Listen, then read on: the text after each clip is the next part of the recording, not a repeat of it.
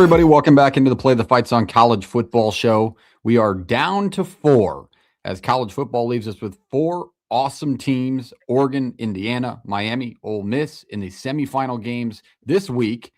That will lead us into the national championship game for 2025 into 2026. This is the first time Play the Fight Song has recorded in 2026. It's been a year since we've talked to you. So welcome into the show. If you've never been a part of it before, make sure you hit the like button, smash the subscribe button. You are in college football heaven. I am joined alongside my week-to-week co-host, Jake, JP, and Reese. Jake will be here. He's actually just waiting in the lobby.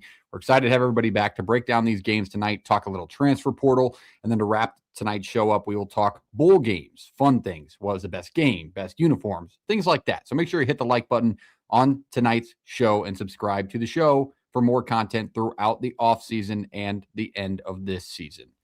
Gentlemen, how we doing? JP, ready to go, ready to preview these semifinals. We also got a lot to break down because we got a rematch and then 2 teams that nobody really had in the national title for this year. Yeah, I tell you what, I'm feeling a little more glare than I expected here today. I haven't had that issue before. I don't know if you guys can see it. There's like a little extra light like coming over the bald dome here. So we're dealing with the elements a little bit, and it's part of the process. But I tell you what, I think one game a night isn't bad. I think maybe both in the same night would be awesome. But getting Thursday, Friday night, single game slams, I think would be or is a good piece for this sport. I don't know if you guys feel any different because it's Thursday night, Friday night, and then you leave Saturday because they're scared of the NFL, I'm sure. Yes, this NFL Saturday is unfortunately something that we've run into. In last week, it was included as Jake joins the show with crappy Wi-Fi. Reese, how are you feeling? You ready to talk some college football semifinal? How you been taking in your transfer portal information just as it gets told to you? I mean, there's so much going around. As you scroll, I don't know if you can do too much searching. Like, it's eventually just going to come find you because you follow 15 Instagram accounts that are just going to be posting them also. Just take them as they come. We had the Raiola teaser to Syracuse, but just kidding, not going to happen. So we're still wide open on that. See who the Orange are going to get this year. But yeah, it's an interesting time to be. We got college football going on, and then we got all these new coaches going around too. So that's the thing too that I think everybody gets caught up in the players, but also an interesting thing too is like where the coaches are going and new coaches that are going to come around. So as Jake leaves the chat, right as I am about to ask him, his team getting decimated and watching all of his players from his favorite team head to a Big Ten school in Penn State, and that's Iowa State, who really is trying to put together a roster. Right?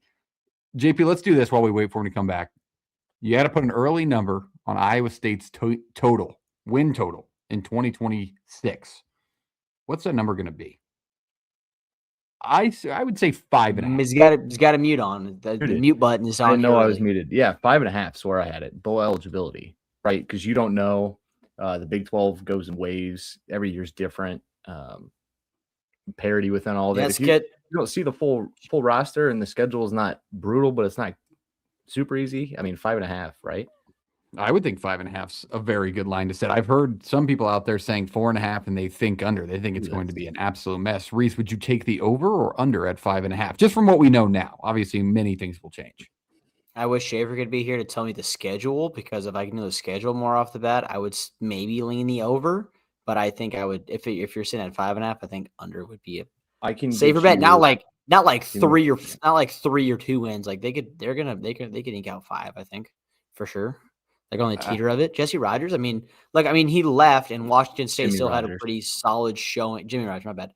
Still had a pretty solid, Washington State still went and won their bowl game. Like, they still got plenty of guys there, too, that could do, like, it's a guy who knows the recruiters players with him, so I think we'll be fine.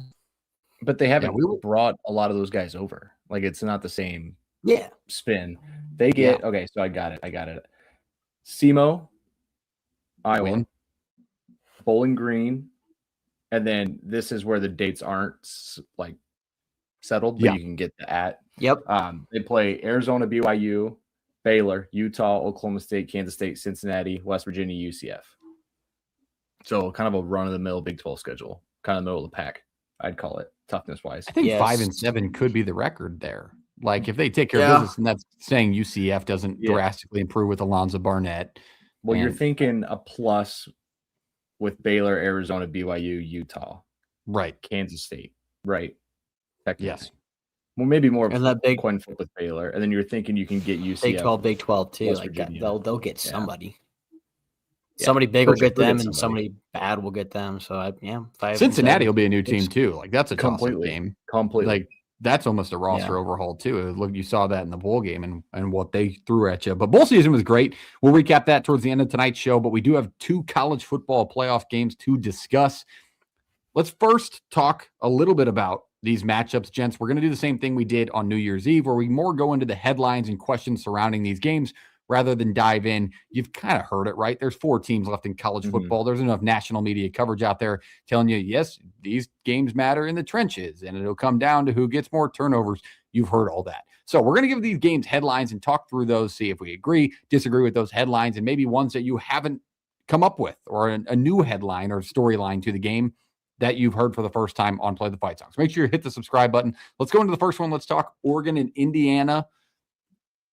Oregon and Indiana is a rematch of the first. It was probably I think it was the first Big Ten game for both, right? Or was Illinois, Indiana first? I can't remember, but it was first. Illinois, Indiana was first. Both teams were undefeated within the top 10. I believe Indiana was ranked 7th, Oregon 3rd, both sitting at 4-0. Indiana goes into Eugene and wins 30-20, a 10-point victory. And they were about a touchdown underdog in that game to a 4.5. It floated all week around those lines.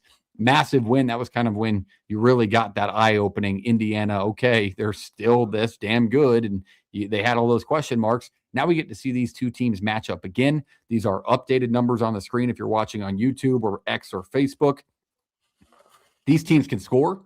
Their defenses have been elite. Oregon pitches a shutout last week against Texas Tech. Indiana, damn near 38-3 over Alabama in an absolute drubbing. So it should be an absolute dogfight between 2 perennial powers in college football, it seems, in this day and age. JP, what's the storyline or headline you came up with to share with the group? Yeah, I think is Oregon going to stay in the game script on this one, right? Like if you take out the sack yardage in their first matchup, they're running for roughly 5 yards a carry, maybe a little bit more. And they just kind of got to a point where it got out of the way. Like Indiana started to control the game. There was a couple Dante Moore turnovers, and it kind of just fell apart. And then they were getting behind the sticks consistently. I think they were sacked 6 times. So for me, It's as simple as, are we going to stay on schedule and lean on the run game? Because they leaned on the run game against Tech. I feel like there's other big games throughout their schedule. They really leaned on the run game, and it helped them out and paid off for them. So can you find a way to stay even with it? And I think that's a big thing. But there's no Jordan Davison in this one.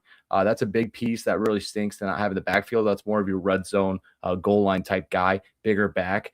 So that part stinks. But if you can slow down some of the sack numbers and get that down to 2, let's just go with 2. Like Indiana's probably going to get theirs, but if you can find ways to not have the turnovers and then not get hit in the backfield, is this run game able to get Indiana? Like that's kind of the question mark, and I think that's where they need to have their focus.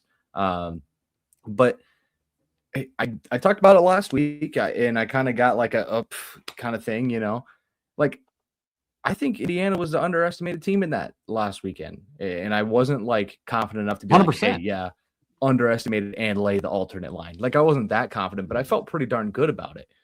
What do you do now in this situation where you've seen this team before? Both teams get a second run at this. What are your thoughts? If you're Dan Lanning, this is the definition of a Mount Rushmore moment for you if you can fire guys up in this situation.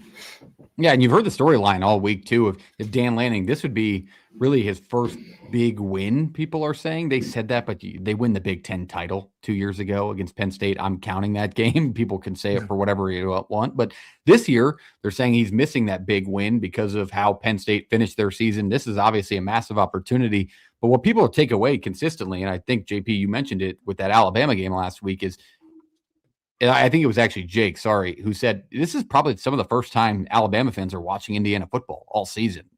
They get to that Big Ten championship, you may be tuned in for that one after Alabama and the SEC title did what they did. Well, there it is. They put the world on notice again, 38 points. I mean, it didn't feel close. Yeah, once Ty Simpson went out of the game, it really felt like a rollover, and Indiana just started to take it to him even more. You saw how effective Hemby was on the ground, how effective Black was on the ground. that's again going to be its challenge. I think it's going to be a bigger challenge this week against Oregon than it was against Alabama for Indiana, because this Oregon defense is a little bit underrated. And as Indiana is as a team, this Oregon defense going in to that game last week and giving up 0 points deserves all the praise in the world, as much as anything. So it'll be intriguing to see those two matchups up front. I know I said we're not going to do those preview breakdowns of like the trenches matter, but in this case, it's more the storylines about nobody's talking about how good these two teams are up front and how good they've been all season long. That's really what it's going to come down to. And lost in the shuffle a little bit is like the knock on Indiana for like some of the SEC fans and pieces was like, oh, well, they went to Eugene, right? That's their win. I guess that's a good win, is like was the whole thing. Well, they only won by 2 scores because of a late field goal or whatnot. Oregon only scored 17 offensive points in that game. Or was it 13? Is it 30-20 was the final? Or is it 30? Yep. Yeah, 30-20. Yeah, so they saw that. They scored 13 offensive points in the pick 6. It's like not even it's at home. One of the so like I think the highest percentage of explosive plays in college football is Oregon. Yeah, even if the run game gets going, there's nothing explosive like that wasn't happening. So I don't know what really changes here. I couldn't agree more. I think when you look at Indiana too, what they did so well is ran the football in the middle of the game, right? That end of second, early third quarter, they really controlled the game on the ground and were able to limit the big plays to keep the things close. And then they made the plays down the stretch to win the football game. And that's what's so impressive about them throughout the entire season is when they've played down and they haven't been at their best, they still find a way to win. Penn State as an example. Iowa, they weren't at their best. They went into a tough environment and found a way to win that game. And then Oregon, they weren't as explosive as offense throughout the game as people have seen them throughout the year. I mean, 39 points a game. They put up 30 in that game, but it took it was a dogfight for quite some time. So when they're not at their best and doing everything the way they want to, Ohio State would fall into that category too in the Big Ten title. They're still finding ways to win and win handily by one or more scores. Jake, any thoughts? You're joining the show. How you doing? Kids joining, leaving. People are wondering what the hell's going on over there. Yeah, just ill prepared. Just a lack of execution on every single sense. Was my mic like man in the mirror? Dude, you were like, we could hear absolutely everything. Yeah, everything. It was picking up everything. Like, so like the things you don't think is picking up is picking up. Yeah, you just have a better microphone now. Which shout out you have one now. Good job. I've had this is the same mic I've had. The only difference I had to switch to my work computer because my other computer died. But I don't know what it's like picking up because ill prepared. In the week of the semifinals, like those are preseason mistakes. Dude, Jake's got quite the headline in here that I'd like to hear him. Yeah. Well, let's give Reese for the second. Reese, any feedback on JP's headline or kind of what we're talking about? Indiana, Oregon, what you see in this game before we go to Jake's? No, I just think that the point you touched on about Oregon went and pitched a shutout to Texas Tech. You talk about Oregon was the most expensive offense. Pretty sure Texas Tech was number 2 most expensive offense. And then, I mean, yeah, they just gave up That's a great point. whatever it was to Indiana in that first game. But, like, they pitched a shutout against Texas Tech, a team, yes, you had to go win. Like, this is a Dan Lanning coach team who has to go get revenge against this team. And Bedeker and those guys were always like, yeah, we want Indiana to win. We don't want Alabama. So it's like, imagine the fire into these guys' asses for this football game. So, like, that's kind of the thing I think is a motivation factor going into this one, too. Jordan, did you see the clip Dan Lanning used to fire him up? For what? Like he goes, this game? No, for the Tech game. You know how they always do. Oh no, I have not seen that. Actually. It's literally the conversation we had last week. He goes. It's pretty tough schedule we played this year, right? Been through a lot of battles, been through a lot of wars. Here's Texas Tech schedule, and like literally threw it at me. Goes, does it look like they've been through the same battles we have? Does it look like they're ready to go to war? Take a chill, man. It was perfect. Why don't you go to Lubbock? Go to Lubbock and play, Dan. They did, and when they win there 2 years ago? I was going to say they did basically play a road. Pretty sure they did a couple of years ago. Dude, that was 2 years ago. They beat Tyler Shuck there. That's not Tyler this year. Shuck there. That's not NFL this year. Different team. Go to Ames, Dan. They probably get 6 on the board. And good luck. All right, Jake, let's go to your headline, your storyline for this game, and then we'll kind of let you roll your thoughts from there. Yeah, I just basically laid it out. Is this true or false, fellas? Maybe I'll throw it back to you guys. Is this the true national championship game? Or are we discrediting Miami or Ole Miss too much? I'd say false. I would False. probably also say false. I would say false as well. I think anybody discrediting what Miami's done and the stretch they've gone through to get to where they're at in the semifinal is crazy work. It's as impressive as Ohio State's was last year. Nobody's shown any ability to block them. I will say, though, my opinion on that could change if I see Miami play one more time. If they win in another like low-scoring game and they play Indiana, I might take it to the counter with whatever we're laying the points with Indiana, to be honest. Maybe even Oregon too, to be quite frank. If I can't see an ability to score on Ole Miss's defense, I know we're going to talk about that game in a second, so I don't want to get too ahead of myself. Then yeah, I like Indiana or Oregon comfortably next week. But we'll get to this game and we'll see if Miami can put up points. But that's my only like comeback to this, to saying, yeah, I think this could be the true national champion. I mean, just look at the tape. I mean, or look at the stats you got laying there. I mean, these teams not only play really good defense, but their ability to score on anybody is.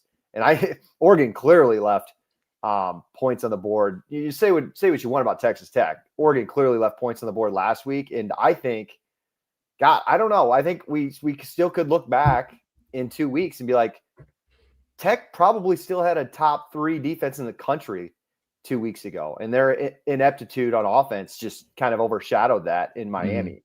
So that might be the case, but we'll see.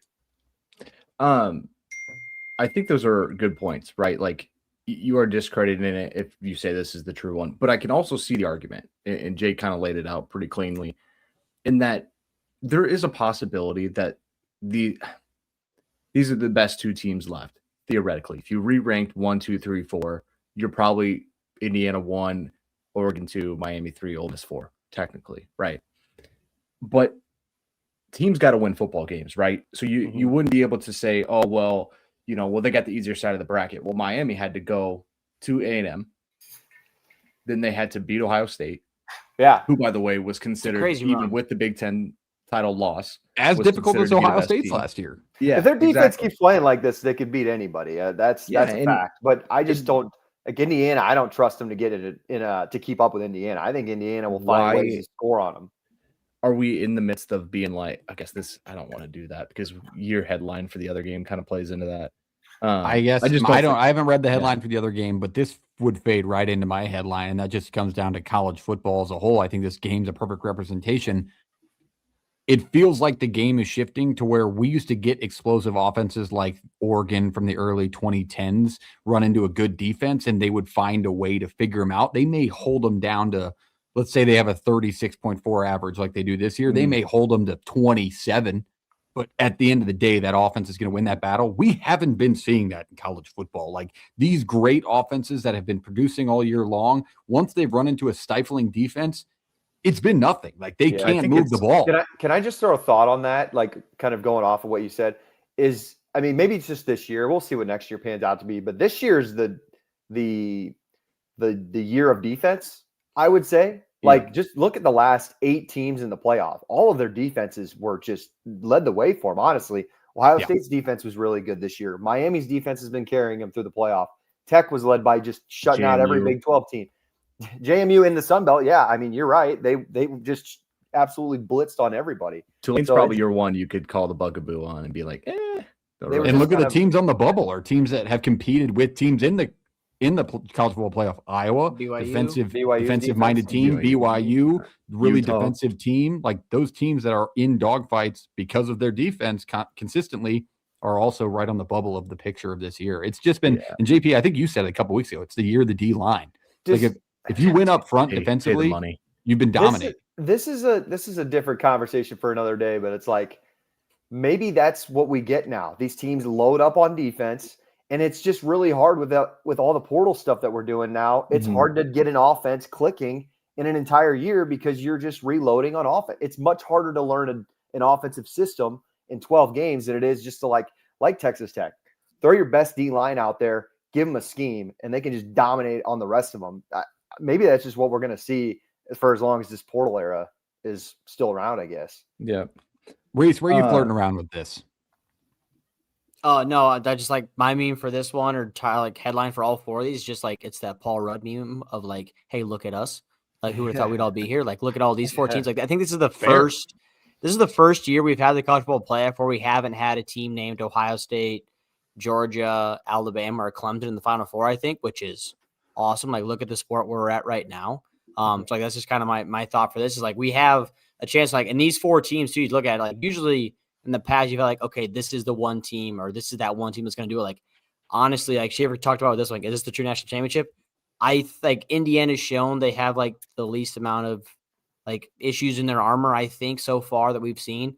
But at the same time, like they can also go play a Miami team who just defensively is playing out of their world right now. Or Ole Miss just takes this run of our head coach left us and we're fired up. And like you got Trinidad Chambliss playing out of his mind, making crazy plays. So it's like this is just a fun 4 teams that we have left, gentlemen. And we should be celebrating this, but of course, college football, we're spending the week talking about Damon Williams when we should be celebrating these 4 new teams in this new era of competitiveness.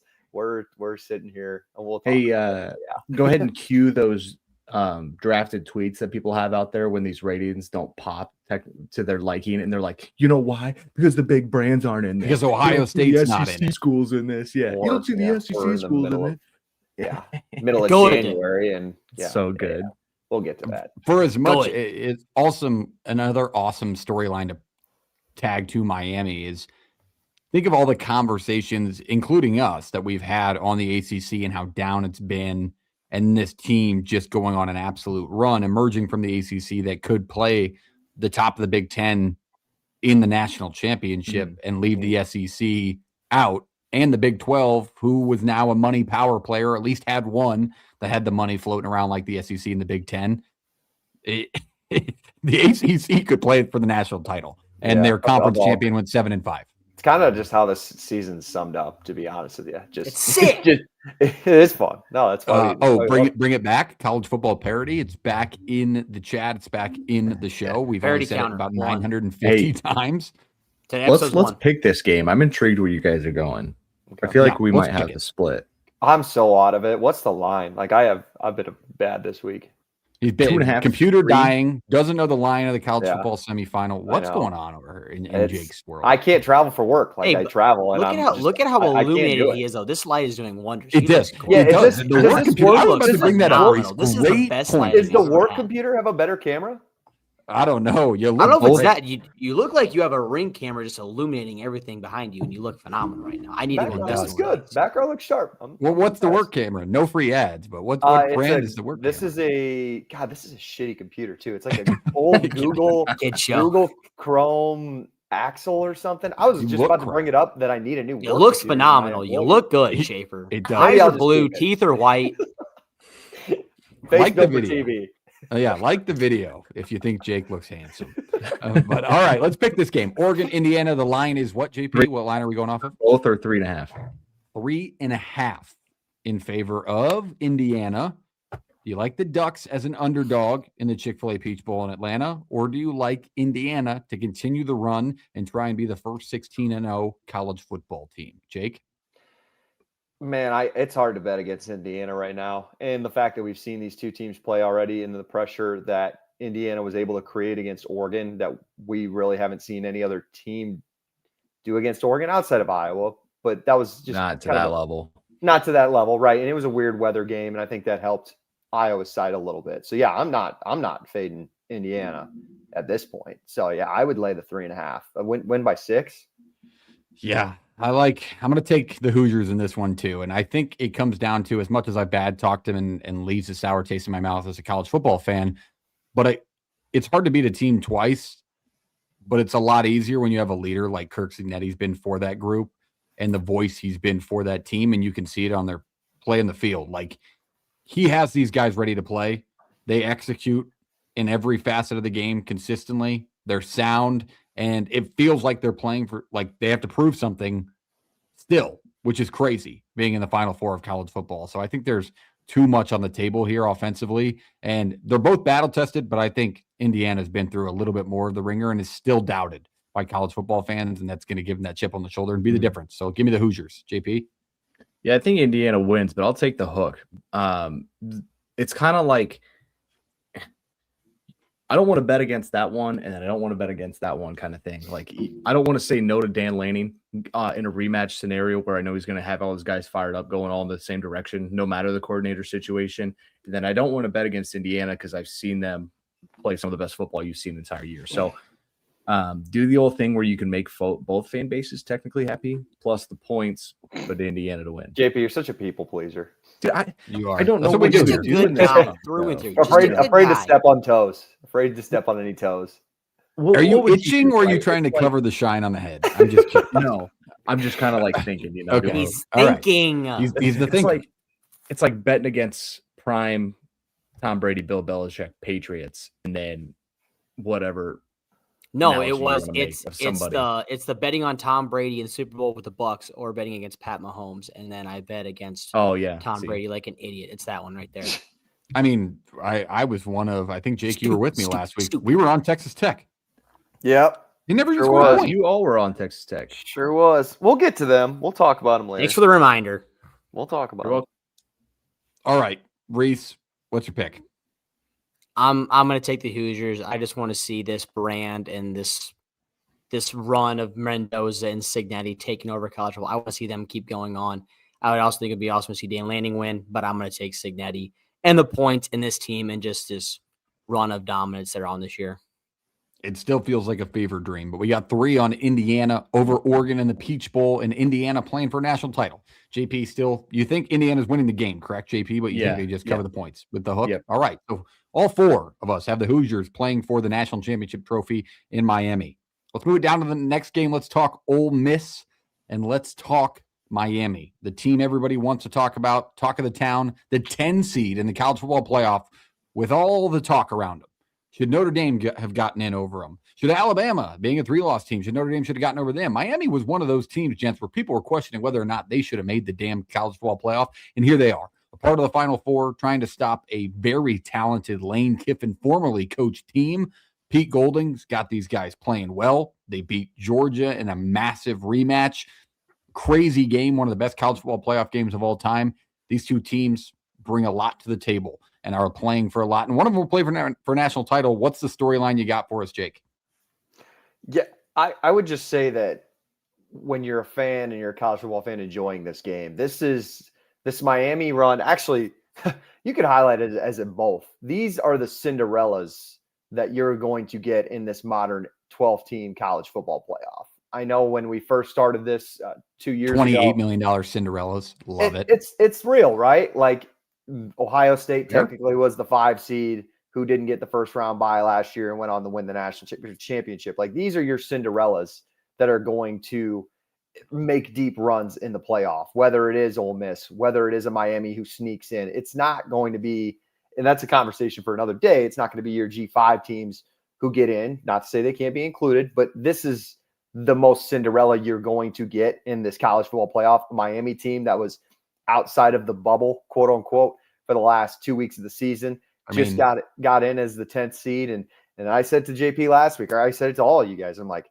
we might just look back at this in 2 weeks and be like, oh yeah, that Miami team had like first round top 15 draft picks on the defensive line and really good skill players on the offense. And they still had Carson Beck, who's played a ton of football. Like that's your Cinderella you're going to get in this new team playoff. I'm not trying to ruin it for anybody. Enjoy it. I think this run by Miami has been fun to watch. Watching them beat Ohio State, who was my favorite team to win the national championship, go on the road at College Station and win that game. And then on the flip side, Ole Miss pulls off the upset. They beat Georgia, which we never really thought was possible, just with a Kirby Smart-led team right now. So I don't have a bunch of like insights as far as this, but as far as this game goes, like this is the Cinderella. This is your March Madness Cinderella that you're going to get. Love it or hate it, I'm enjoying it. You say Cinderella in form of the seed or the brand? the seed. I mean, the only 2 seeds above it's a 12-team playoff. This is the 10 seed. Yeah, right. Like this was a team that some people thought didn't deserve to get in. They thought, there were people out there that thought Notre Dame was better than this team. 10, correct. This 10 could easily be a Big Ten team of the same caliber or an SEC team, ACC team. I mean, but this is just how it laid out, and this is your Cinderella. And so if we're going to get Cinderellas in the future, it's going to be teams like Miami who maybe just slip up a couple of times during the year, are still super talented, super well funded, and then they just get the right opportunity in the playoff to make a run and still pull off fun upsets. And I think it's a Cinderella not only for the sport and what we're seeing on the field, but for the committee. There's some takeaways here, right? Mhm. Like, this is a team that was on the bubble, didn't even play during conference championship week, and then they get in, and now the committee gets to watch them go on this run, and they're like, "Yep, Yeah. see, this is the team we knew was there." Yeah, this Then is in a the big win future, for the when community. teams have Oh, this no shit, game, going down to next seasons, like teams that have similar seasons where they drop a game to a competitive Louisville team, that doesn't automatically mean you can fall all the way out unless you're a part of the ACC, SEC, or Big Ten. So it's good for the committee too. It's good for the sport, Cinderella-wise, because that G5 team, they will come one day, Jake. They will come one day, and I'll come back to this clip. Oh, God. They'll win a game at one point in time. Winning, Win a game, maybe, but to make 2 or 3 wins, not a shot. I mean, the G5 thing. teams aren't getting the 10 seed to start. Like, these G5 teams are going in to play at Ohio State, or they're playing the 5 seed. Mm-hmm. If they can do that, they can play 4, 3, or 2. I mean, you get a little bit of bracket luck in it too. Is like that would have to play into your hands. For me, I think the world is looking more at Ole Miss, like kind of like this, not a Cinderella story, like the feel good story, right? Yeah. There's all this BS going on behind scenes. There's a lot of players that just want to play football and feel like they've had some form of that taken away or some joy taken out of that by just headlines that mean nothing to them. And then that continues because Lane Kiffin goes, "You got to be here," and basically says, "You're here, you're no job," which is beyond. That's a whole other tangent, but I think that is just the definition of trash for this sport. Like, that ruins so much. So what you're telling me by doing all that is saying that my idea of trying to win a national title here is more valuable than legit being one football game away from it. You know what my push it back to all that is I don't know the situation entirely, but why don't these assistant coaches just stay then? Like, you have this thing going on. You have Golding sticking around. So I can't imagine Pete Golding's like trying to keep these staffers as much as he is like being focused on the players. I'm sure he's had conversations with certain ones like, "Hey, I will retain you," or maybe he's not going to retain them, and they have. Yeah, that could be that very well. I think it's on the school too. Like, the school's got to say, "You're the head coach, Pete." It's got to be immediate because there is the career on the back end. Like, this is their job at the end of the day. As much as they love the kids and for the clarity of the college football purist, the next head coach that they're hiring for or bringing in, he's going to want to bring in his guy. Is Pete Golding? No. It's also from the outside looking in. It's from the outside looking in shape. It's like, hey, I mean, if I was at Ole Miss and they were like, LSU, my head coach that I came to work for at Ole Miss now goes to LSU where he's getting paid that much money. He's like, hey, you can come to LSU now, which is a better brand, and make more money and still work for me. Like, there's that. What are we like, yes, for, then? Yes, staying at home sounds fun. I don't know. What if Weiss's goal? What if Weiss's goal is someday to be an NFL head coach or a college head coach? That's fine, but if that it can't be about you all the time. His thing. It's what his deal is. I'm talking. I don't want to hear a press conference from anybody on those coaching staffs that say it's about the kids, it's about making better men, it's about all this stuff. You can't feed me that anymore. You chose to leave. You chose your life. You chose the opportunity to lose or play for the Holy Grail that this sport has to offer to go get a different job. He's a hoe.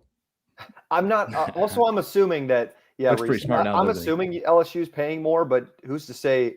Who's to say Ole Miss can't? I think they said.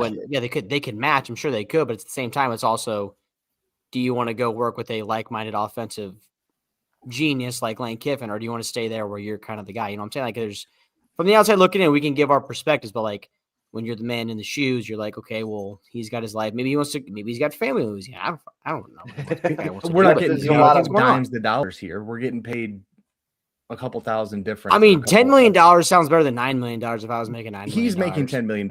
His offensive coordinator is not. Is my 4 sounds better than 2. Is not 1-4. Wide receivers coach is not. I would like to hear. We are listing all these hypotheticals. Like, we don't know what Ole Miss is paying compared to LSU, and the main thing I would want to hear is I'm pretty sure Ole Miss could not match the number. I would like to hear a statement from these coaches, to be honest. Maybe that's after the year thing. It could be like once they win a national title or play the national title or lose this week, like maybe that happens. I don't know. Or the portal closes too, because that's a lot to just be airing out laundry during the portal window. Yeah. I think let's go back to the game. We'll go back into the game because we're listing hypotheticals with coaching. We can get into it all day with what happened to that Ole Miss team and that's still alive. But going back to the game quickly, to me, this matchup struck me, and the headline here is these are two teams playing complete opposite game styles right now.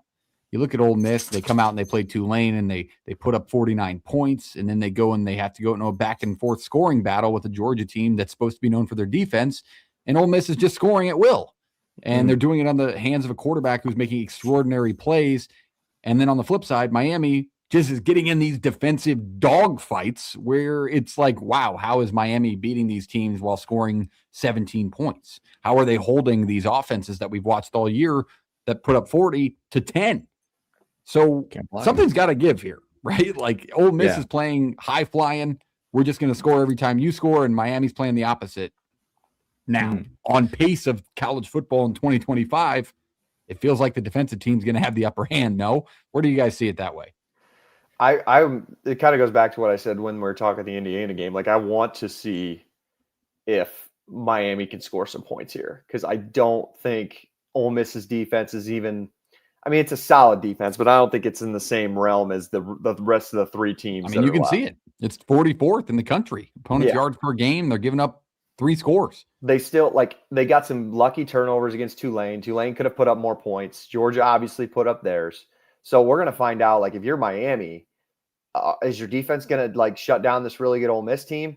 Not if Chambliss is playing the way that he is. And if you're Miami, it's time for you to if you're the offense, it's time for you to pick it up. Like, you've been playing this kind of clock control, dominate the football, dominate the run game, all that kind of stuff. But I think it's now we got to see that Miami offense that was able to score against ACC opponents. I think that's going to be the recipe to win this game. Parks, I think you laid it out for us a couple weeks ago. Like, what does Miami, or what was it? What does Ohio State need to score to be comfortable in this game? Ask the other way around. Like, how many points do you feel comfortable with Miami? Can they win just by scoring 21 points in this one? Or do you think Ole Miss is going to be able to get a couple of theirs? JP said no. I'm curious to hear the reasoning. Yeah. Give me near 30. I feel more comfortable. Okay. I mean, the total says a different. Total says different. A total's at like 50. I'm saying if you're Miami, you want to be as close to 30 as humanly possible. So you're thinking Ole Miss could put up 28? You guys, we're all baseball guys outside of Jacob. I was going to say, don't throw me in that. Schaefer's confirmed. Schaefer knows how to play the ball. Sometimes when you're looking ahead to a weekend and you're like, man, that team's, I feel like we match up really well. Like, they're pretty good, and then you're like, well, maybe they're just that hot. Maybe Ole Miss is just feeling that good right now. And it's a freight train. And you've looked at, and I'm not comparing baseball to football in some ways, because baseball has a lot more luck and different pieces in it, right? But the Ole Miss run in this situation in 2021, right, when that team was ranked number 1 in the country, barely sneaks into a regional, like last team in the country. They dominate the regional, dominate the super regional, go win a national title. There's other cases every year in Omaha or teams that win super regionals that just get that hot. Why is this team not that situation?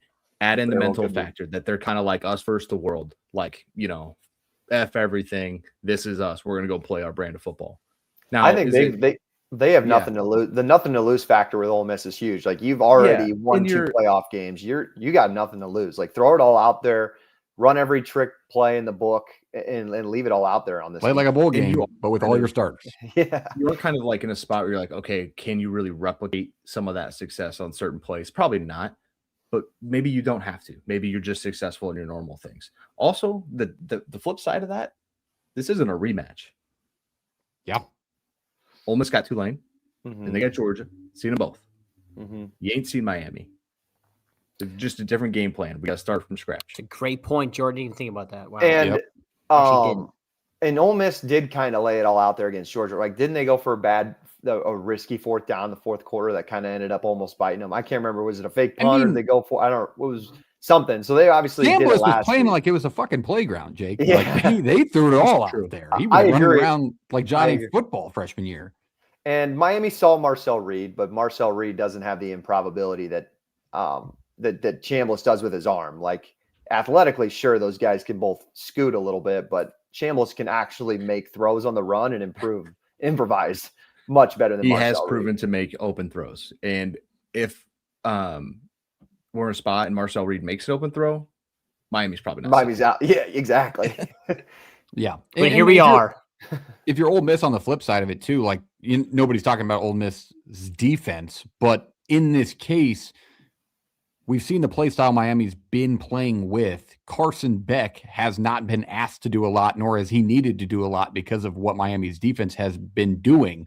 If Ole Miss does get their points in this, like that may open up the can of worms, and we haven't seen that version of Carson Beck in the Miami uniform in a few weeks, but he's still in there. Like there is a case here where Ole Miss can play balls to the wall and make Beck do more than what he's been asked to do the last couple of weeks and really put this Miami team in trouble. I'm not saying it's going to happen, but there's a Carson Beck in there that we've seen before that could change the look of this game. Reese, your thoughts? JP had that point a couple weeks ago where he's like, hey, which futures would you take to the counter? And he's like, Miami. And I was like, I don't know if I trust Carson Beck to win 4 playoff football games.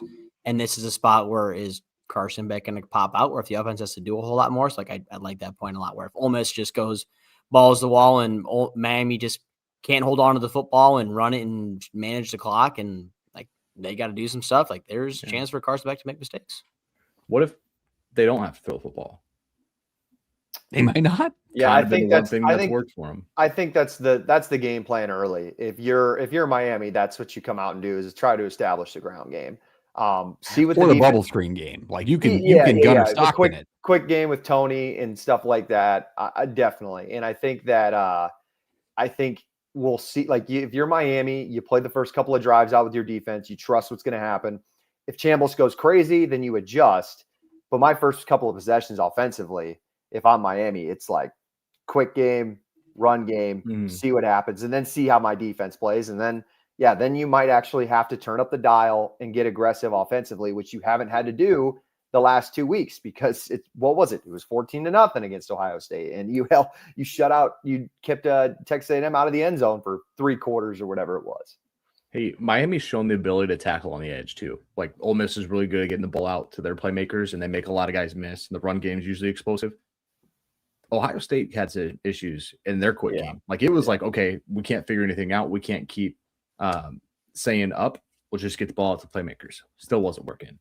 It's the same thing Ole Miss is going to do. It was the game changer. Yeah, the same thing Ole Miss is going to do here. Here is like saying it doesn't move as well, obviously, as Trent Chambliss does. But like we're going to get the ball out quick. We're going to get Chambliss out of the pocket and let him make plays.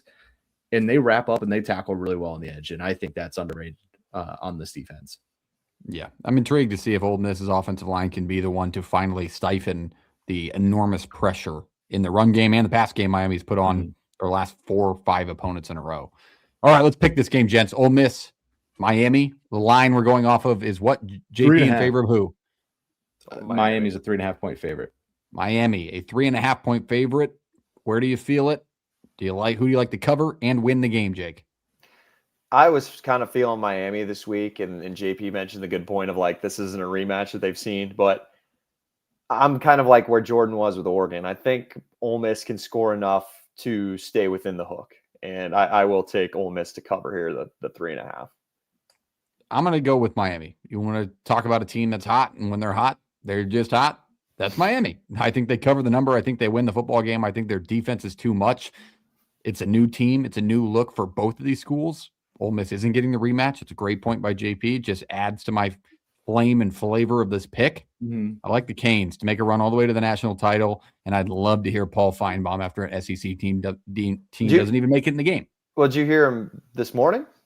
Yeah, he kind of backtracked a little bit. I didn't hear he backtracked, and he's like, I know I get paid to say it was pretty funny from Paul. He's like, I know I get paid to defend the SEC here, but I've got nothing. Literally quote for quote his voice. I got nothing. The SEC hasn't stood up to the test.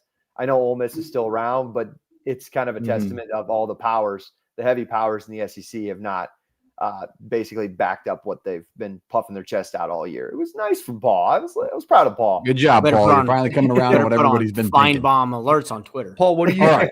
One on Ole Miss, one on Miami. Where you at, JP? I'm on Miami. I think when you have proven to be able to get after the pass rusher that well, I think, or get after the quarterback that well with the pass rush, I think it just travels. Add into that there's not just a aimless pass rush, right? It's staying in lanes. They have defensive tackles, like they continually wrap up well in open space. So yes, I think Ole Miss will get theirs. I do. I don't think you're going to slow down the run game and the pass game in this situation. We said the same thing about Ohio State, and they figured out how to do that. So maybe I'm wrong in that case too. But I think Ole Miss will get theirs. I think Miami just leans more so on the run game. We talk a little bit about that. Ole Miss sinks down a little bit. You look at CJ Daniels and Keelan Marion are both like big play threats down the edge. So yeah, I like Miami. I like Miami. I did say that, but it was in the case of standing up. We're on the same stance there, GA. Appreciate the comments in the chat. Let us know your score prediction for both the games. Anybody in the comments out there, we appreciate you watching the show. Make sure to hit the like button. Keep going, JP. Yeah, no, I like Miami for all those reasons. Reese. You already know where my stupid mind goes for this one. It's just a vibes feel. You guys are like, oh, it's two different play styles. Vibes mentioned. Vibes bit. We got Ole Miss is the up-tempo offense scoring it all. That's your marathoner over there putting on his fancy shoes, doing the high knees, Band-Aids on his nipples. We got Miami on the other side is in the trenches, tough football game, or tough football in the trenches, going to beat you to death. That's Ronnie Coleman over here on the side, wrapping both of his knees, about to go squat 800 solid-ass pounds. So I'm going to take Miami in this spot. I was more so thinking like David Goggins, like you can't kill him. Like he's that guy too. He's just heavyweights versus Flash. He's not super fast when he runs those 100 miles, but he's just trotting and he's just going to do it. You can't kill him. I will say, side note, the convoy that I saw at the Dallas airport from the Hottie Toddy fans this morning, it just was a reminder when you kind of see it in person. They're rocking the blue and red. Those colors, man, just like pop out at you. Like they were red, white, and blue, great colors. What's the airport they flew out of? Probably New Orleans. Is that the national airport right there? I don't know where they were. I don't know if they flew in from Oxford to Dallas and then flying to Arizona. I didn't ask them. I should have. You should have. I think that's where they were coming from. It was like a small airport from Mississippi to Dallas, and then you would have to be because you're telling me there's no direct flights from Phoenix to New Orleans. Yeah, I would be stunned. Like if you're flying out of New Orleans, right? That's what I was thinking. But okay, that's good to know. So Ole Miss maybe has the fan favorite. We've seen it live and in person from Jake's travel, but we will see how this one goes. 3 on the Canes, 1 on Ole Miss to make the magical run to the national title, and apparently in Play the Fight Song world, play Indiana. So we will see how these games go. Let's move it down the line. Let's go to the transfer portal. Let's talk the craziness that's been going on in college football, and let's lead it off with kind of a conversation around one of the names that's massive within the portal right now at the quarterback position and really came on from a crazy contractual debate, obligation, not following through. And that's Damon Williams, the true freshman we've hyped up all season long from the University of Washington. Apparently re-signed, signed a contract, then 4 days later enters the portal. And Washington says, no, you're coming back to Washington, which I don't know what the end game is there. Yeah, like the kid wants to leave. Do you really want him? But that's the case. He signed a contract on January 2nd, then announced January 6th via social media. I'm going to enter the portal with the do not contact tag. Maybe just trying to raise the money. I don't know what the case is here, but what's the feel on the transfer portal in this window? This was the fix, right? And now we're getting teams in the college football playoff having people entering. What's your feel on the transfer portal overall in this situation, JP? This one's weird because it doesn't sound like they can do anything other than pursue getting payment back or in some way. Like that's it. Like there's. Do you really want him there? Like how much do you want this contract if you're like, Washington? Hey, if you're forcing him to play, how much does he really want to be there? It just doesn't feel like a great idea. Pretty much. And it sounds like LSU's the team to beat right now in this situation. And then it also sounds who did I see was taking a visit to Washington? Prebula got on a red eye overnight. They're like, "Hey, shit hit the fan. You want to come out here and take a visit?" It's not a bad landing spot. Not a bad landing spot. But it doesn't. It's just one of those things where it's like schools will only go a certain distance, and it's over my head on like the legality of it and like the actual reasoning behind certain things. But if you're a player, this has got to be like A1A.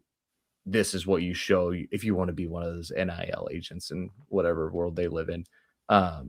this is what we don't do, right? We don't say one thing. We don't do this. We don't do that, right? You had 2 weeks. It ain't like it was a 15-month period. It was 2 weeks. All you had to say was you weren't sure for 2 weeks, or, you didn't have to say this, that, sign anything. And because I'm sure that money was being thrown before that. And so it's just one of those things where it's annoying as heck. And that's a quarterback who pretty darn talented, was a really good piece, and had an original commitment somewhere, decommitted to go to Fish at Arizona, follows him to Washington, hits his stride. They have a pretty darn good year, and here we are again. Like, sometimes it's not really, it's kind of gotten to the point on most of these entries where it's just people are in your ear about money. If he goes to LSU, is that just going to be like the most hated team nationally in college football? It may already damn well be. Could be, yeah. I know it already, but it will like seal the deal on like, LSU is just the villain of college football in 2026. Like, no question. If they went and got what's that kid's name that was at Washington? Kenny Minchie? Nope. He'll probably bounce again. He was at Washington, then Jonte Cook. He was at Texas, and then he was Washington, and then he was at Syracuse, and he had the whole like Twitter fight with his quarterback saying that he was the issue and that he hasn't played in his last 2 stops. Add him to it.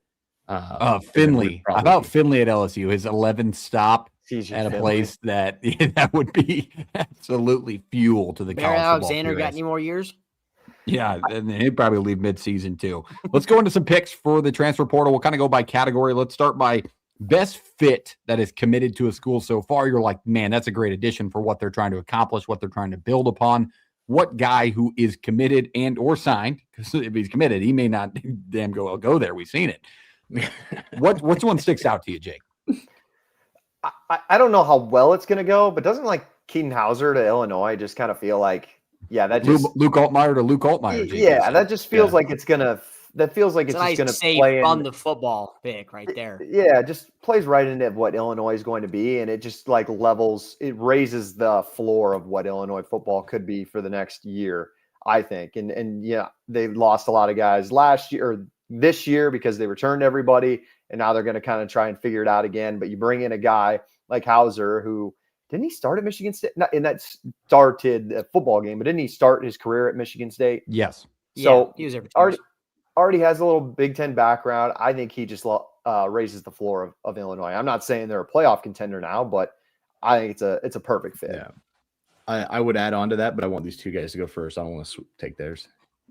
I think my pick, and Reese, we may have the same. I'm not sure where you went, but I stayed at the quarterback position, and I think one that's kind of going under the radar because of the Sorsby and Levitt still being on the table, but like Josh Hoover to Indiana and what we've seen Cignetti do with these quarterbacks like a Curtis Rourke or Fernando Mendoza was good last year, but was he your top of the board pick to win the Heisman Trophy in 2025? No.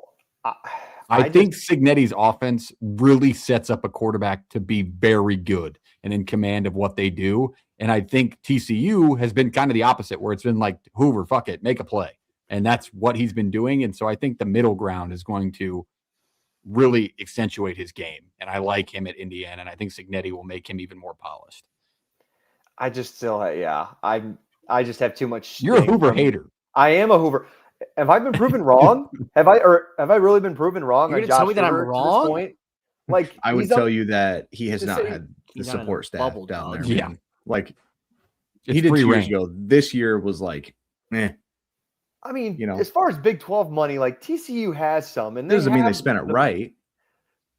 Fine, I guess, but I don't know if you can't you saw what Max Duggan did a couple of years ago. I know they're not the same player and different guys on that team, but the opposite. I don't know. I just feel like he's underperformed in the biggest spots. Like, he's a big numbers guy to me.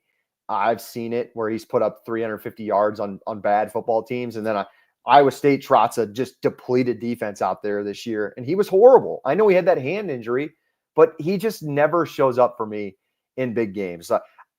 Parks, you said it. It's also like, how do you doubt Kirk Cignetti and his ability to develop quarterbacks? Like, he deserves the benefit of the doubt, but I just can't get over the stink with Josh Hoover. Not to say they can't win 10 games with Josh Hoover, but I don't think he'll be nearly as successful in a playoff situation, in a big game situation, as what Fernando Mendoza was able to do this year. I feel they've got him some weapons on the outside. Look at what he did with Curtis. I mean, look at what he did with Curtis Rourke, though, too. I mean, that's yeah. Yeah. JP, your pick or Reese? You want Reese to go first. Go ahead, Reese. I went with another quarterback as well. I'm gonna be boring with it, but I like this one. I like this fit a lot because he's going with his coach. I went with Byron Brown, going to Auburn. I mean, 6'3", 230. Like that's an SEC size body going over there. We've seen him play the yep, SEC. Literally, there you go. And it's, I mean, the guy put up 2 seasons of 25 plus touchdowns, 3,000 plus yards in the American. He said going with his head coach. It's Auburn. You're going to be able to recruit bigger guys on the outside than you've gotten before at USF. And then, I mean, I know Cameron declared in the portal, but it's like, do they try to throw money at him? Like Auburn's, that was free. Free's able to get those guys, but like, can they throw some money at Coleman to be like, hey, stick around? Like, look at what this kid did down there, and look at what this new offense we had. Look at, I mean, the defense they had last year. Like, if you can get Byron Brown to be any sort of relevant in that conference with that defense they had last year, like this team could make some noise in the SEC next year. Yeah, I'm also curious in that one, Reese, is Golish leaving USF. I think a G5 going to a Power 4 job like USF is such a benefit because of the relationships you create in Florida and how dominant of a state that is to be able to recruit in. To bring in guys now from the outside, maybe that weren't going to go to USF, Reese, like you mentioned, but are now going to go to Auburn because it is that big time SEC job. I think it's such an advantage for a team like that, and he can get those weapons pretty quickly in Brown's later years of college career. JP, go ahead. Yeah, I had 2 here. I had an Indiana piece. I think Nick Marsh fits this cleanly in Indiana. This is one of the better. There's another weapon for Hoover. Jake had him, early in the year as one of the best in the Big Ten. And he kind of showed up that way. He's been over 600 yards the last couple of years, over 11.5 yards per reception through those, 6 touchdowns this year. Go get him a guy who can throw him the football. Yeah, this is your replacement for Elijah Surratt. And there's other pieces there that are going to be able to help him. There's not just a Nick Marsh show and then a poor offensive line and Aiden Childs throwing the ball up for 50-50 balls. You can go with that with this kid and win a lot of them. And the other one I had was Yannick Smith, one of the ECU receivers that's going to SMU. Obviously wasn't the big piece within that receiving core. I think he had a little under like 60% of the receptions the other Smith had on that receiving core for ECU. But this kid's good. This is another body that can really fit and open things up for Kevin Jennings, who is coming back to SMU for the time being, as it seems. You can't really confirm that, but it sounds like he's really heavily in this. This is a guy who can go get you a football. I feel like they missed that this year. It was just a lot of RJ Maryland, and they needed a guy to take the top off. This is your piece to do that. All right, let's move it down the line. Let's go to underrated names to keep an eye on. Maybe guys who aren't the 4 or 5-star ranked recruits or transfers that you think are going to make a massive impact at their new school. Who would that be for you, Jake? I'll go. I have a pair, so I'll let you guys go first, so I don't steal anybody's. Okay, I'll go first, I guess. I think one of them is obviously we've seen how successful Penn State tight ends have been in the past, but Benjamin Brahmer going with his head coach to Penn State and playing in the Big Ten and how important that position is within the conference, not in the blocking game, but also the receiving game. And it's across the whole conference in the Big Ten. I think he's got a chance to even raise his draft stock even more playing in that style of game. And I think it's a massive ad that maybe people have forgotten about. That is a 4-star transfer, but it just felt like it was set to be because he went with his head coach. But it's massive to go into the conference that he did. Wait, so I think that's stop, Jake. Stop. We actually talked about Iowa State's over/under win total in 2026 while you jumped in and then jumped out. What'd you put it at? Everybody took the over. Everybody took the over. We said the over/under was going to be 9.5, and everybody took the over. Tune back in to find out. JP, your pick for an underrated, under the radar player here. Yeah, how about Tal Johnson here, safety out of Utah. Visits to Ole Miss and Kentucky already. I think this is an underrated back end piece for your secondary. Excellent tackler, very good on ball defense as well. Not going to sit super high in the transfer rankings. I think he sits towards the top in like the DBs, top 15, top 20 in that space. But this is a kid I think was all Big 12 a couple of times. Super talented. He's going to be a 1-year piece for you.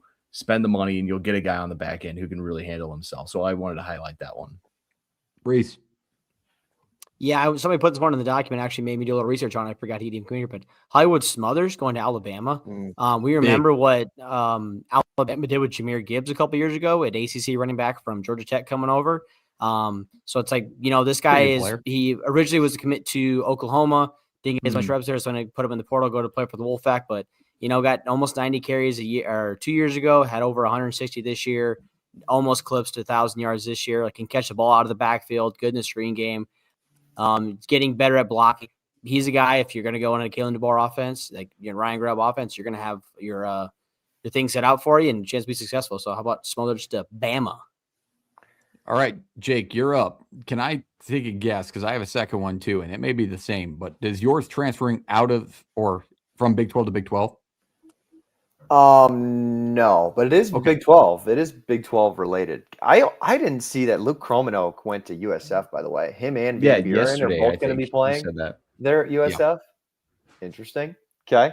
I would say Mekhi Hughes. And I was a guy who thought Mekhi Hughes was going to be one of the best backs in the country this year, transferring to Oregon, and then didn't touch the field. We're wrong here sometimes. So I'm going to just keep defending my guy. I think he's really good. Now he rejoins Willie Fritz in an offense that I think will actually make him the focal point. And they want to run the football there. I believe Wigman's coming back. I think he's got another year of eligibility. Yeah. So there's a check on it. Wigman was good on the using his legs as well. And I think Mekhi Hughes adds as a development to that run game that I think Houston kind of missed this year. And I think that the passing game made huge strides with Wigman last year. And I think Mekhi Hughes could take Houston back as maybe a dark horse contender in the Big 12 going into next year. Wigman does have another year. Obviously, we don't know if he's coming back just based on how this window's gone. Also, Evan Pryor from Cincinnati going to Florida to be the number 2 back. Oof. Mm-hmm. I love that for John Summerall. Like Ball. Don't go any further on that, please. So, okay. Ball and Pryor. I will say my second name I want to mention is going Big 12 to Big 12, Jake. Amarian Miller was kind of a bright spot in a really bad he was my year. Second choice. Yep. Yeah. I think him going to Arizona State, and granted, they have a lot to replace at the quarterback position. They lost Levitt. Jeff Sims declared for the NFL draft. Somebody's obviously going to draft him extremely high in the NFL draft. So shout out Amarian Miller walking by my tailgate after the Iowa State game. That guy killed us today. Fuck. Amari Miller going to Arizona State. It's a really good. I mean, we saw how impactful Jordan Tyson was within what Dillingham wants to do. So he's obviously going to be a playmaker for. And they picked up Reed Harris from Boston College, who's a big receiver target. Like that dude, he's not going to get the yardage as much as Miller will, but he just makes huge plays because he's like 6'5". Turbo Richard also fits the perfect build for Indiana's offense and what they've done with Roman Hemby, what they've done with Black this year. Like Turbo Richard's a great ad there. Another Utah guy getting a lot of love. We're going to get paid his money. We just talked about the defensive line. John Henry Daly. Yeah. LSU visit. He's at Michigan right now. That's a guy that's going to help you along the defensive line. 11.5 sacks this year. We watched Tech spend the money on the defensive line and the edge guys, paid off. We watched Miami do the same, paid off. It's not going to stop, right? Especially with the amount of offensive line portions that are spread out.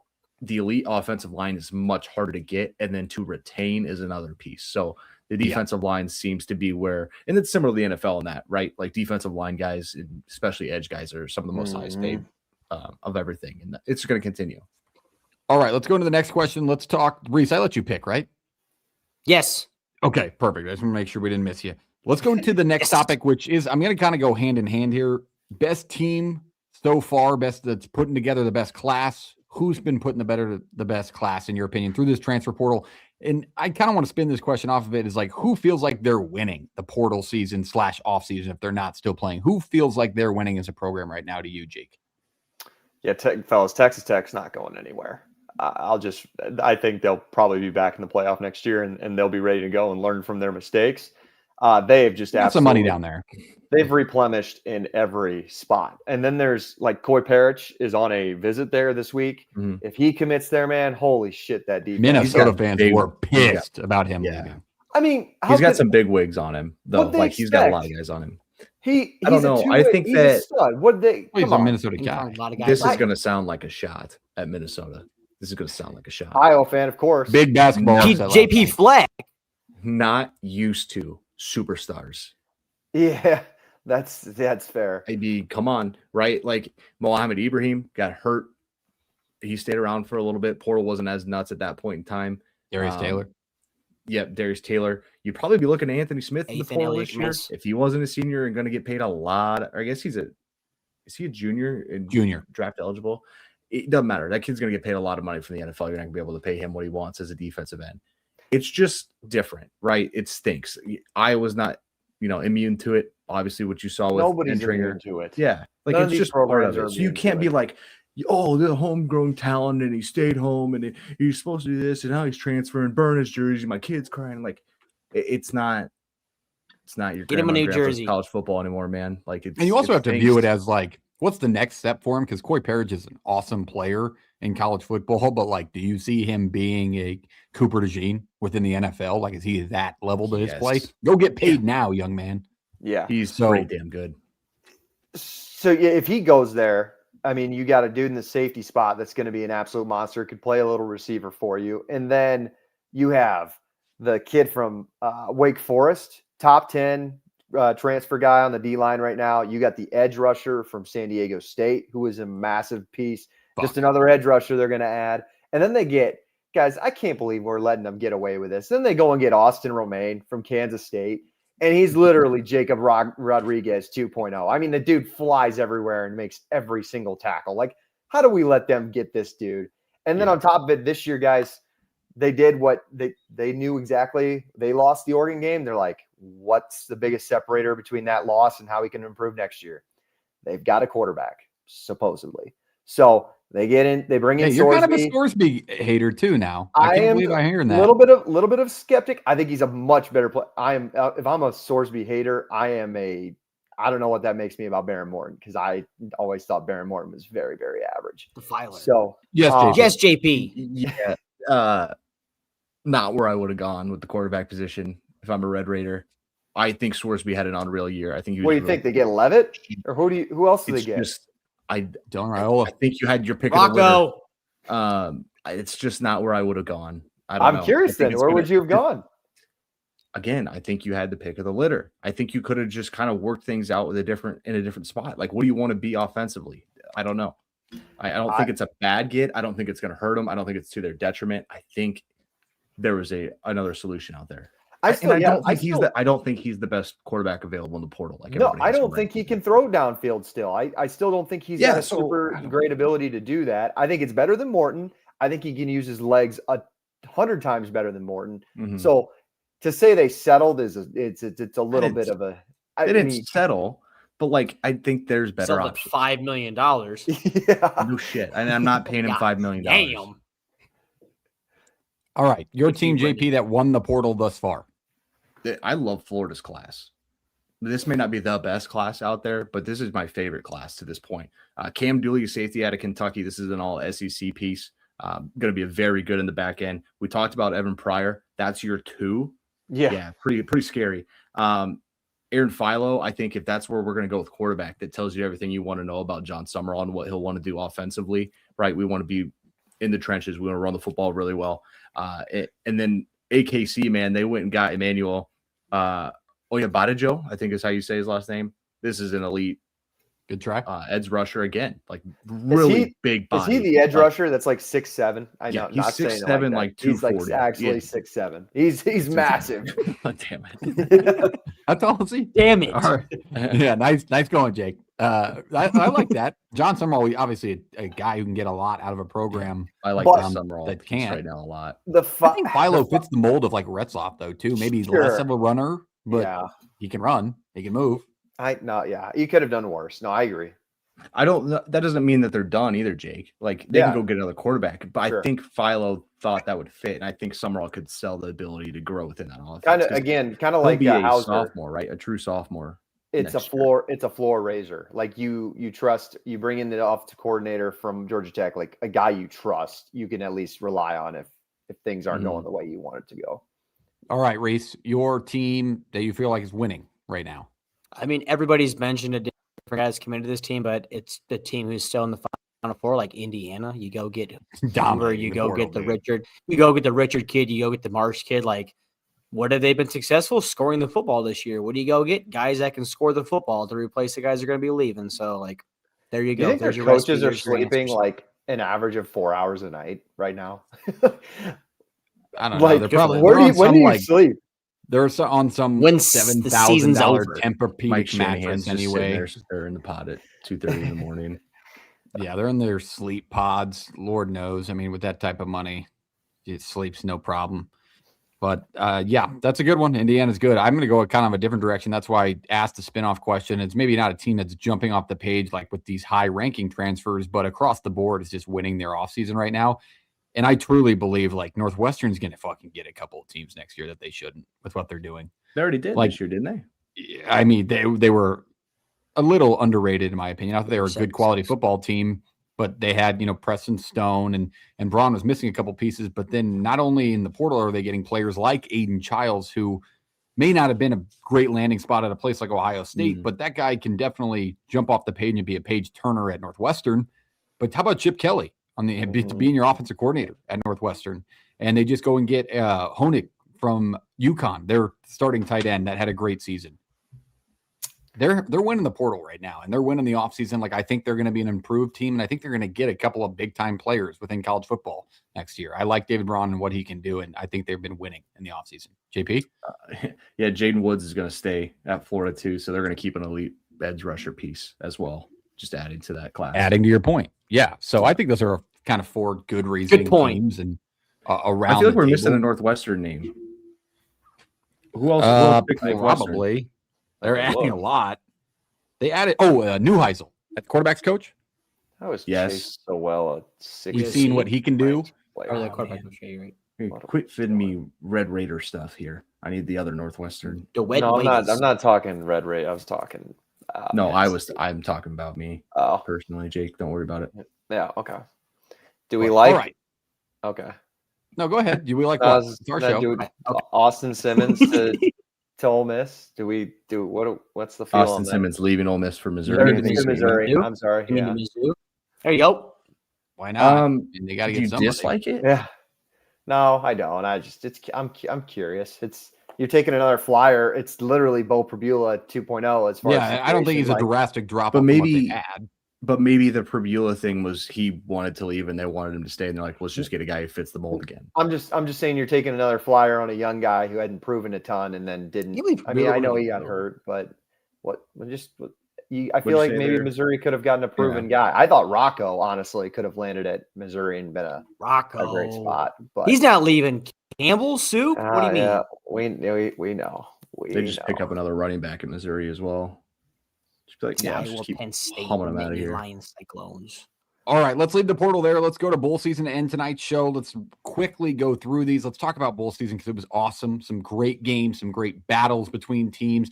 Not a lot of opt-outs, like kind of had those flashes and similarities to the true bowl seasons that we loved and grew up on. What'd you guys take away from it? Your best game of the year, your best bowl game. You should have tuned into this one. If you missed it, go back and watch the highlights because it was awesome. What game stood out in your mind, Race?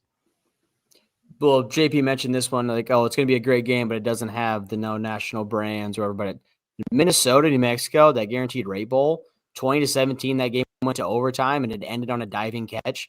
New Mexico had a chance to get to 10 wins, which for that team, that program, Jason Eck, like that would have been astounding. They had a chance to, like I said, so had the diving catch. Like Drake Lindsay had a great game. Taylor had a great game. Like, it was just a fun football game to watch. Low scoring defensive battle, which makes people think, it's not that exciting. But if you actually watch that football game, like, it was a fun game to watch. Yeah. The kickoff return was huge in that one. I actually got into an absolute bitching fight with my father because he was not a fan of the turquoise from New Mexico State. From New Mexico, I'm sorry. And I disagree. What's the story behind that? I would like to know. It looks good. What's the problem? No, I like it. I uses the color. Okay. Yeah. So it's like the Colorado State uniforms. They don't have blue and yellow in their color schemes, but you got to pay homage to your state. So the turquoise also has native symbolism. That's why Florida State uses it as well. Sounds good. All right, JP, your best game of the year. Just dropping facts. History major. No, he is. So Reese took one of mine. I know one of you two will have the other one. So I'm going to go Pitt ECU for similar reasons Reese gave, right? You know that we ran into some weird spots. Two really good defenses went head-to-head. We thought it had a chance to be high-flying. It wasn't. It was defense kind of driven. But I thought it was fun as hell, man. You watch that team kind of play out, and it was ECU that wanted it real bad. Pitt just couldn't get it going. Heinzel makes one of the weirder plays to end that game of all time. Like, there was a lot going on in that game. Yeah. And I thought it was a lot of fun. And there's plenty of recipients and ideas for it.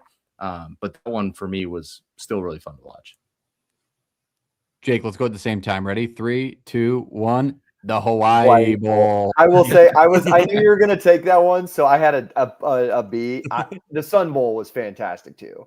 Yeah, I got a quick Hawaii Bowl story. I'm watching. It's Christmas Eve, the only sporting event on television that night. It's beautiful. Hawaii's down 21. I'm just madder than hell because it was one of those few where I've laid like a decent amount of money because I was like, let's do something fun on Christmas Eve that I enjoy. Keep the faith. And I had the Bows. I had them plus 3.5. And I'm just like, hey, we just got to get back into the game. Here they come. They start playing. My little sister's fiance decides to be the douchebag that has no stake in the game, no fandom, and no bet. Cheering against you? To start cheering against me. Oh, my. Get him out of the family. I know. He's not even in it yet. He almost lost it right then and there.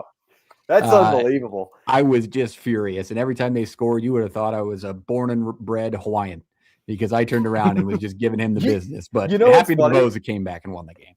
We were at my grandma's for the first half, and nobody's paid attention. I grabbed the remote, flip it on, of course, because Grandpa just has John Wayne on. Establish the run. Doesn't matter what holiday. John Wayne. Christmas with the Duke.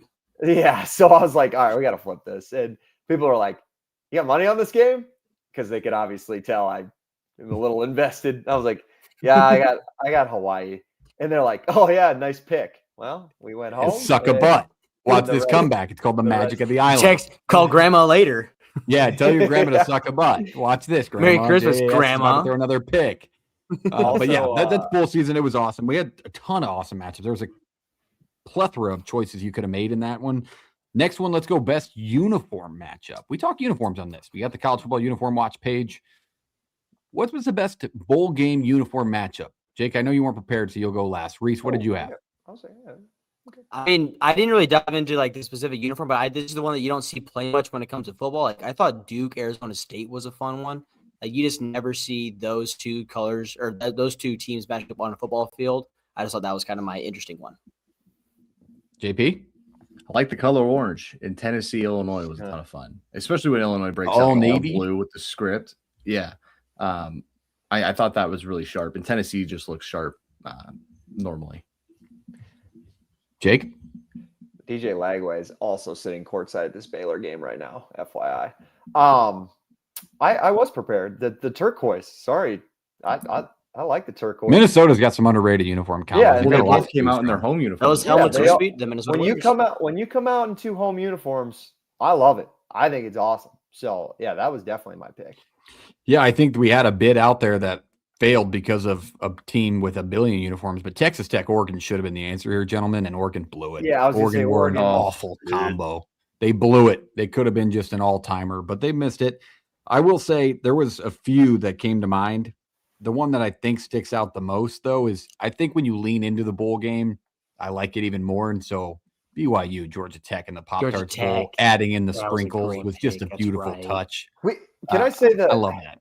The Oregon, as much as Iowa State would get shit for black uniforms, Oregon deserves shit for that's basically the I think they got of a lot of black shit. uniforms. Like it was like I was watching the game colorblind. Like you have all these bright colors and you choose white with barely chrome numbers and a black helmet with not even visible wings. Your fans are, dressing in green and gold, green and yellow, and yeah, you come out in that. Yeah, much better this week for their choice, by the way. Honorable mention, Arizona SMU. They both came out like their classics in like different red, white, and blue kind of thing, but those are sharp. I think Arizona's got great uniforms. They simplistic. That's the one place that Nike template worked really well. Yeah. And SMU just Nike template, very unique ones and great helmets. All right, next one. Best individual performance from a bowl game. Your bowl game season or bowl season helmet sticker. Who stuck out? Who was like, damn, this dude balled out again? Somebody that put up absolute video game numbers. Who was that to you, JP? Braden Turner, Northwestern defensive back. 6 tackles, an INT, and a formal return for a touchdown in a blowout win for the Cats. Good one. Definitely under the radar. Jake? I don't know if this was like jump off the page, but he deserves a little credit for all the shit he gets, and he deserves it full-heartedly. But Robbie Ashford finishing his career at Wake Forest on a high note. Dude kind of jumped around. He plays like he's Kind of just jumped playing. around. Kind of jumped around. Couldn't really find a home. Jake Dickert kind of settled him down just a little bit. You won 9 games with Robbie Ashford, and he threw for 300 yards, 3 touchdowns. He still had to get one really bad pick in there. He couldn't help himself. He couldn't help himself. But what a big win. That was a fun game to end bowl season on in Charlotte last Friday night. So Robbie Ashford for me. Reese. Shout out Breda, Iowa, and the Iowa Hawkeyes. But how about our boy DJ Benami there? Good pick. Jordan Pierce. Good pick. 7 receptions, 146 yards. Had a touchdown. I mean, damn near had another one, but he had the entire weight of Breda, Iowa on his back because the guy caught up to him. But DJ Benami, how about that one? That's a great one. Should I take off the hat? But Devin Dampier going for over 500 yards, 310 through the air, 2 touchdowns. How about 3 on the ground for 150? What was Pretty the good bowl watch game. experience like for you? Like, were you like pissed? Were you just like, it's whatever? Like, I mean, I fully expected the game to go the way it was. I mean, it took I kind of take blame on that too, because I put in the group chat, I go, hey, we came to play in Vegas. Yeah, he did say that. I didn't respond. But at the point, you weren't wrong. Like, I didn't even expect Nebraska to come out the way they did. I think we saw some good things out of the running back room. But, like, no, I think it got to a point where you're like, yep, I mean, this is the same thing we saw the last 3 weeks of the season from that defense. So why would a 10 and I did get like, this is kind of a pussy thing to say as a fan, but like I got to the point where I'd watched all these bowl games and it's 6-6 versus 6-6 or 7-5 versus 6-6. And now I'm watching 7-5 versus 10-2 in the 15th ranked team in the country. I'm like, why the fuck did we get this game? Like, why did we get Utah? Can we get New Mexico? Can we get we were at Minnesota. Like, I mean, well, come on, why'd we get this bit? So that's what I ran into. Like, why the fuck did we get 10-2 15th ranked team? We're 7-5. Can I ask why? Quit traveling. Yeah, no. Why are we roll with the backwards camouflage hat? What the hell are we bowl season, doing? Jake? He wasn't wearing a hat. He wasn't wearing a hat. Yes, he was. He was wearing a No, You he can't wasn't. see it. Oh, You can't see it. Wasn't wearing a hat. Prove it. Send me a picture. Yeah, no, I don't think the fans were too happy about that either. Hey, but it was honorable mention to Owen McCown in that FIU game with UTSA, 18 for 28, 3 touchdowns, 295. It was like playing at recess when you pick all your friends that play sports and you played people who didn't play sports, and they were just picking on them. It wasn't even fair. Like, there was nobody. That FIU defense was so depleted. It was like picking on sophomores in high school. They scored the first possession. They took the kickoff back to go 14-0. I was like, I'm a genius. I am just so good at this. Like, FIU is the right side the whole time. And they went, what, 50? They won 57 to 13. I didn't have a clue on either of those teams or the opt-outs. I literally was like, oh, JP and Jake are hot and picking bowl games. I'll just, FIU plus 5.5. The over and I was like, damn, they are good. These guys are red hot bets. And then they never got to stop the rest of the game. We were at one point unconscious. Like, what do you mean? 23-8? Or 25-8? I have to go back and look. I think I was 22-8-2 or something like that, Jake, and you had 2 more. JP, I heard JP say if his job was to lose, he would be fired. God, what a tool. What a tool. Insane comment there. But all right, that's bowl season. It was great. It was awesome. Make sure you watch those games. Go back and watch those games. Show them some love. That's sport. That's college football. Or at least go back and watch the guy who makes the March Madness the one shining moment of bowl games. He's done it the last 2 years now. It's the best video on the internet. It is fantastic.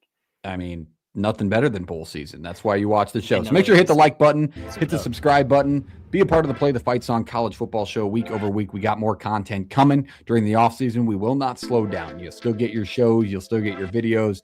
Everything you could ever wish for, as this is college football heaven.